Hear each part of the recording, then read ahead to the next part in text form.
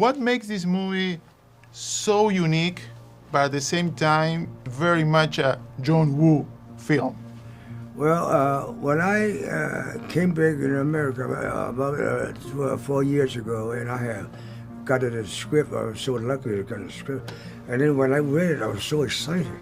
I also pretty happy, about since there are no dialogue, it could allow me to using my own technique, and I usually make the movie more visual, visual, and using the visual and sound to express myself or to telling the story, So and then like Alfred Hitchcock said, every of his movie was an experiment, and this is an experiment for me as well.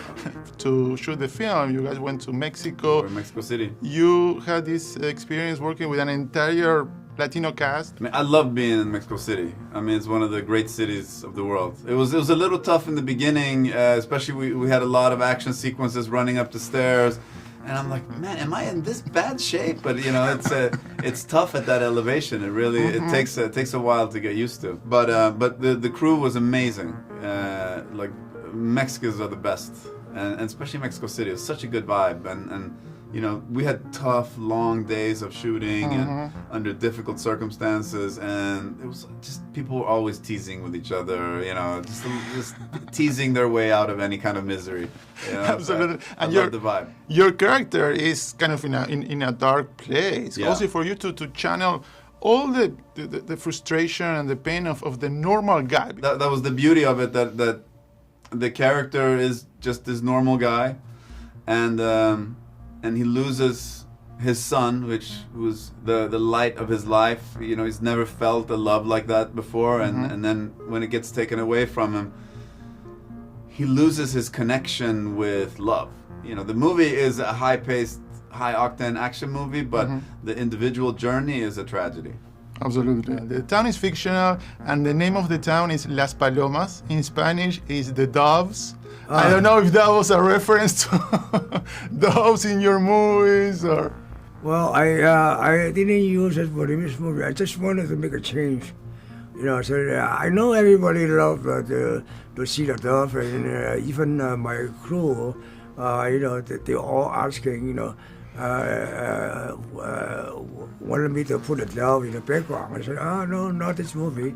This movie, I wanted to make it more of a realistic, It's so, and also better let the audience more concentrate on the actors, on their great performance. In terms of a potential future hypothetical face-off remake, what character would you play in that movie? Ooh, it's got to be Castor Troy. So much fun. Yeah, and I just worked with Nick. And, Sympathy for the Devil. Yeah. So anything that he's like, I'm just a huge Nick Cage fan. Castor Troy is one of the great characters of film history. Absolutely. I would like to see that. Talking about action, but in other genres, in terms of superhero movies, we saw you in a couple of those films. Any chance of seeing you in that sandbox again in the future? Maybe if not DC or Marvel or... I don't know. Maybe. I think in that world I'm probably dead. The multiverse. Yeah. It could be fun. I love doing something like this. This is, it's something that is cinematically experimental, and at the same time, if we can make this work commercially, it's a huge success, and I think it's a win for cinema. What advice would you give to Hollywood to keep action movies and the genre always relevant?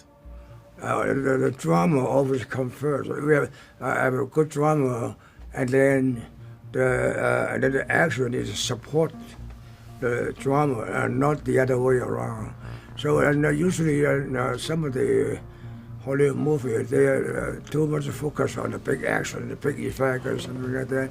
But I think that the audience will like to see more of something they can think, they can really can touch their heart, and really can make them feel with the character, So I think, like Kurosawa said, the good action scene is should have a pretty good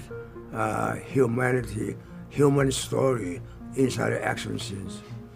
So I believe that, Absolutely. Thank you so much for your time. Thank you. Congratulations again. Thank you so much for your time. Thank you. Appreciate it. Congratulations again. Thank you, sir.